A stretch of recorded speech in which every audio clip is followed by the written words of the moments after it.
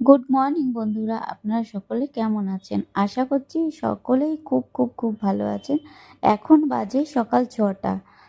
আর আজকে হচ্ছে জগন্নাথ দেবের রথযাত্রা। তো জগন্নাথ দেবের জামা আমি নিচেরটা বানিয়ে নিয়েছিলাম, ওপরেরটুকু বানানো হয়েছিল না, তো সেটুখানি আমি এখন তৈরি করে নিচ্ছি। তো এটা বানিয়ে নিয়ে আমি রেখে দেবো। আমার এই ঠাকুরের জামাকাপড় আমি নিজেই তৈরি করি, বাড়ির যত জামাকাপড় আছে ঠাকুরের।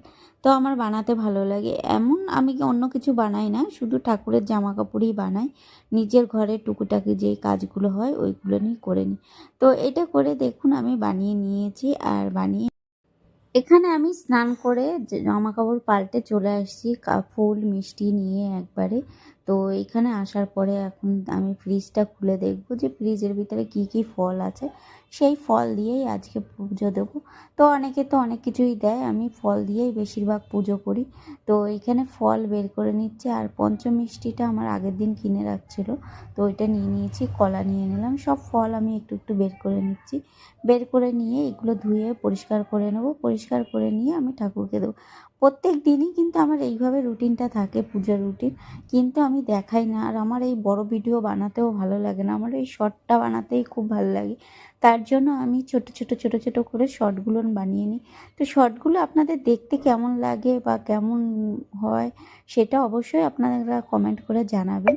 তো এইখানে এইভাবে রেডি করে নিচ্ছে। এখন এই ফল সব ধুয়ে পরিষ্কার করে ঠাকুরকে নিবেদন করব। তো আজকে খুব ইচ্ছে ছিল যে ঠাকুরকে একটু খিচুড়ি ভোগ দেব, তো সময়বশত আরও অনেক কাজের চাপে যার জন্য এইগুলো হয়ে ওঠেনি। তো এইখানে ফল বের করে নিয়ে এগুলো দেখুন ধুয়ে নিয়েছি। ধুয়ে নিয়ে সব রেডি করে নিচ্ছি। এক এক করে সব এইভাবে গুছিয়ে নিয়েছি। তো গুছিয়ে নিয়ে পুজোটা করে নিচ্ছি। আর একটা পুজো করতে আমার 2 থেকে 3 ঘন্টা লেগে যায়। আর বিশেষ করে আমার ঠাকুর ঘরে থাকতে খুব ভালো লাগে।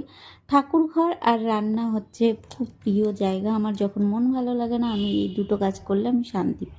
তো এইভাবে ঠাকুর পুজো হয়ে গেছে আর জগন্নাথ দেবকে সাজিয়ে নিয়েছি। আপনাদের কেমন লাগছে অবশ্যই জানাবেন কমেন্ট করে। তারপরে একটু বিকেলবেলার দিকে ঘুরতে বেরিয়ে গেছিলাম, বিকেলবেলায় বন্ধুদের সঙ্গে।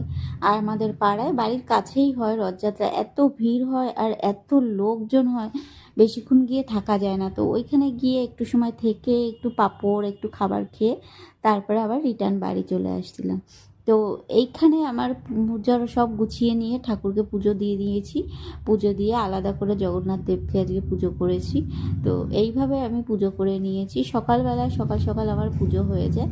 আর এখানে ঠাকুরের মুখ